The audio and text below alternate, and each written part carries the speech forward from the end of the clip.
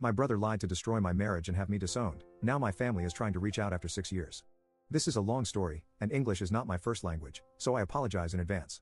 To start, I, 45M, was married to my high school sweetheart, Sarah, 45F. We had 4 daughters, Jane, 24F, Tori, 22F, Brianna, 21F, and Claire, 18F. I met Sarah when we were 14, and we started dating right away.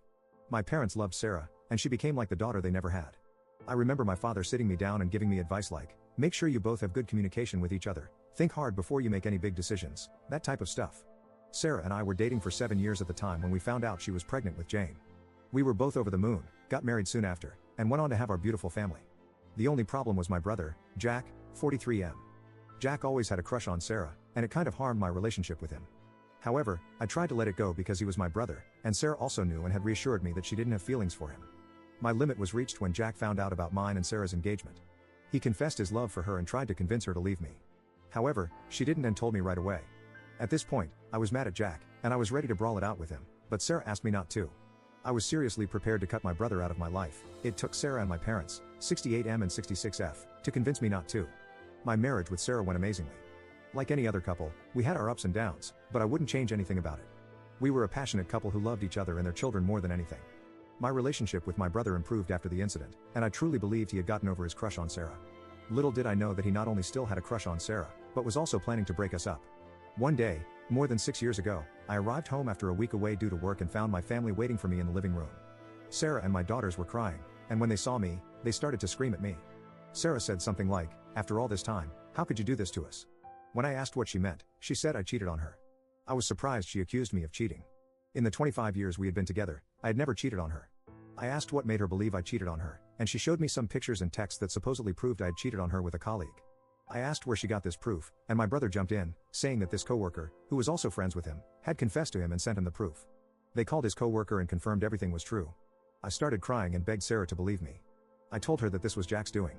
She slapped me in the face and kicked me out. Before I left, Jane and Tori called me all kinds of names. The one that pained me the most was, "You are a disgrace to our family." For a long time, I tried to make Sarah and the girls see reason and understand that I would never cheat, but sadly, it was all in vain. My parents disowned me, and my dad said if I were a man, I would make the divorce easy. Before the end of the year, Sarah and I were already divorced, and my daughters didn't want to see me. In the beginning of 2017, Sarah and Jack got married. My daughters sent me a message saying that they hated me and didn't want anything to do with me, and that they had a new father figure in their lives. It was hard, but with a lot of therapy, I learned to move on. I always held on to hope that my family would find the truth, but I learned to live with the possibility they never would. 5 years went by without any contact with anyone from my family until a few days ago. I received a call from an unknown number. When I picked up, I said, "Hello? Who is this?" And I heard sobs from the other side. It was my mom. She said they were sorry and wanted to meet me. I asked why, and my mom said my family had found the truth about everything, but this was a matter to be discussed personally. I told my mom that when or if I felt ready to meet them, I would call her, but I didn't want to be contacted by anyone until or unless I said something back. She told me she understood and that she missed me. We said our goodbyes, but to be honest, I still don't know what I should do. Update 1. A few people have asked me for an update, so here it is. I arrived at my parents' on Saturday morning. I rang the doorbell, and my mom opened it. She started crying and hugged me. It was a bit awkward for me. My dad gave me a handshake, and I got in. My mom started trying to make small talk. She asked me how I was. She then commented that I looked much better and that I had lost weight. I replied, "When you're depressed, you forget to eat." I then asked how they found out. My mom said that Jack had been drinking and got into an argument with Sarah, then he slipped up on something about the proof he had of me cheating. Sarah caught on to it and pressed him for more details, eventually leading him to confess. Sarah and my daughters wanted to contact me, but my mom said it would be better if she just contacted me. I started laughing. My dad was a little mad and asked me, "What's so funny?" I said that my brother probably spent years trying to separate me and Sarah and ended up ruining it all by himself. All he had to do was be quiet, and he could continue with his beautiful life. I then asked my parents if they could imagine how our lives would be if they and Sarah hadn't tried to convince me to forgive my brother after he tried to convince Sarah to run away with him. My dad started crying. It was the first time in my 45 years of life that I had seen my old man cry. He started apologizing, saying he was an awful father but that he, my mom, Sarah, and my daughters were all sorry. I was able not to cry, and I told them that I would love to reconcile, but it would take time. My mom asked me if she could give the green light to Sarah to contact me. I said yes. They then asked more about my life, as they wanted to know how I was doing. Overall, it was better than I expected. The next day, Sarah sent me a message and asked me if she could call me. I replied a few hours later that she could. Not even 5 minutes later, she called me. She asked me how I was. I told her that given the circumstances, I could be worse. I asked how she and our daughters were. She said that they were not so good. After my brother confessed, Sarah and my daughters felt remorseful and kicked my brother out. I asked Sarah a few questions. Why did she marry Jack so quickly and how come she didn't believe me? She started crying. She said that during and after our divorce, my brother had been her rock. Sarah said that they eventually started dating, and they got married because, and I was shocked to hear this, she got pregnant. I was a bit taken aback when I heard it. I asked if she could repeat it, and she did. I told her that I needed time. I warned that the chances of us getting back together were not looking good, and I didn't want her to have false hopes. She cried a bit more, but said she understood. She ended the conversation with an "I love you, I just said goodbye." Update 2. My mom was the bridge of communication between me and my daughters. I messaged her that I wanted to meet my daughters in a public place, and she recommended a park, and we met yesterday. When I got there, my daughters had already arrived.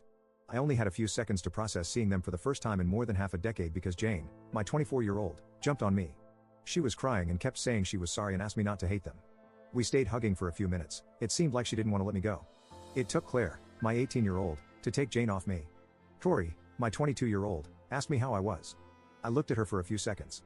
I was still surprised to see how much she had grown in the last years, but I also kind of saw the last 6 years flashing through my eyes. For a while after the divorce, I just looked at pictures of me, Sarah, and the girls together, remembering the good old days, and started wondering if living was still worth it. After a few seconds, I told Tori I had gotten a cat. I said that he was a great cat and my best friend, and if it weren't for him, I wouldn't be here speaking to her. As soon as I said this, all my daughters started crying. I was looking at them, crying on the inside but somehow still able to maintain my composure. They all said they were sorry for not believing me and begged me to forgive them. I told them I still loved them more than anything, but it would take time for me to truly forgive them, and they would have to show me by their actions, and not their words, how sorry they were. I noticed Jane was wearing a ring. I asked her about it. She told me she had gotten married to her longtime boyfriend 2 years ago. At this point, I was about to burst into tears knowing I had missed my daughter's wedding. I just asked if he walked down the aisle, and she quietly said yes. I just couldn't do it anymore and started crying my heart out. That monster stole everything I held dear and robbed me of one of the moments I was longing for the most, walking my daughter down the aisle. I was ugly crying, and I could tell Jane was sad as well. I told her that I would get over it and not to worry about it. She just hugged me again silently. We stayed like that for what seemed like a long time. After we broke off the hug, Jane said she was sorry once again. I told my daughters that I needed a few days but I would like to go to family therapy with them, and they agreed. Me and my daughters were catching up about each other's lives, and it felt good to have a normal conversation with them. They gave me their phone numbers, we said our goodbyes, and I hugged every single one of them tightly for a long time. Update 3. I would like to start by thanking everyone for their support. A user has been messaging me, and his input on my situation has been very helpful. I explained to him that Jack was always praised by our parents due to his grades and was somewhat always competitive. This user believed that my brother could be a narcissist and saw Sarah and my daughters as trophies. My daughters and I attended therapy last Saturday. I got in first and explained to the therapist my concerns about Jack being a narcissist. She told me my concerns could be right, but it was not certain. My therapy session was a bit emotional but good. I started by explaining how I felt during all this time, how many nights I cried missing Sarah and the girls, how I had nightmares, and how hard it was all for me. My daughters did talk, but it was not easy to understand their words. They were crying the entire time, and it got worse as time went by, to the point I had to calm them down and reassure them that I was not mad at them. The session ended, and we will attend our second session next Friday. Although I still don't know what will happen, I am hopeful I can rebuild my relationship with my girls. Also, I had dinner with my daughters on Tuesday. It went well, and they had the chance to meet my cat, and they brought a copy of pictures of us. It was a nice gift.